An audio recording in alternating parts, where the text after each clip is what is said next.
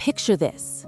You launch a small business with passion, skill, and a dream of freedom, only to find yourself working longer hours than ever before.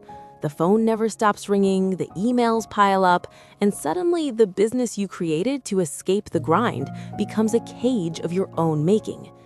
What if the real problem isn't your product, your market, or even your work ethic? What if the problem is the way you think about business itself? That unsettling idea sits at the heart of the E-Myth Revisited by Michael E. Gerber, a classic in the world of entrepreneurship that has quietly reshaped how millions of small business owners approach growth. And once you hear its core philosophy, you may never look at work the same way again. At its core, this book tackles a deceptively simple question.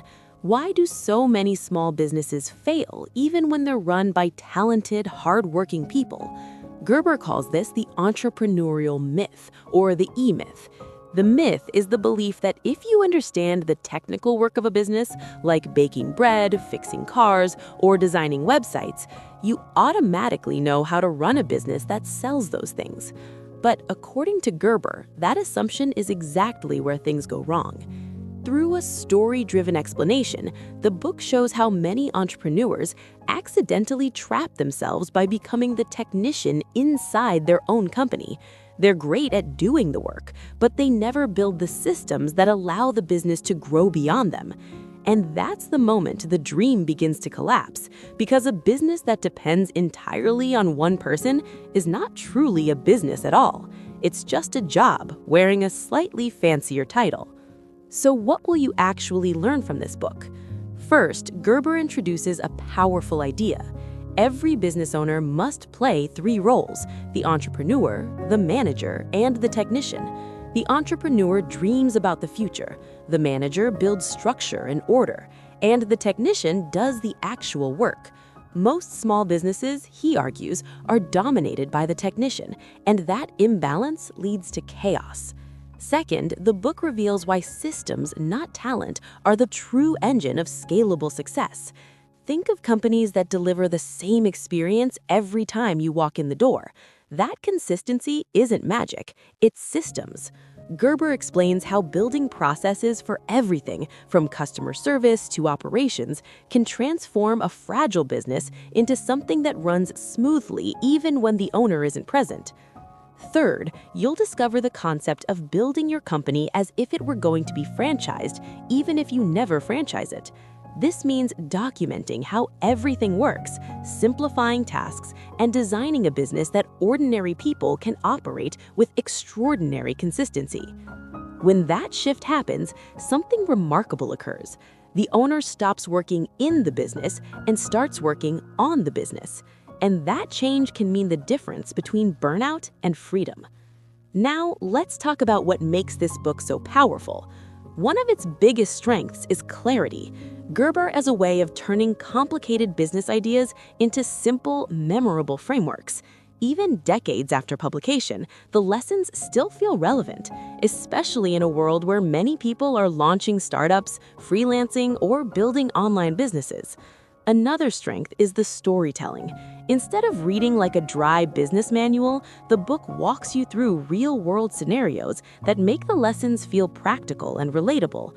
You can almost see yourself inside the situations he describes, overwhelmed, overworked, and suddenly realizing there might be a smarter way to build a company.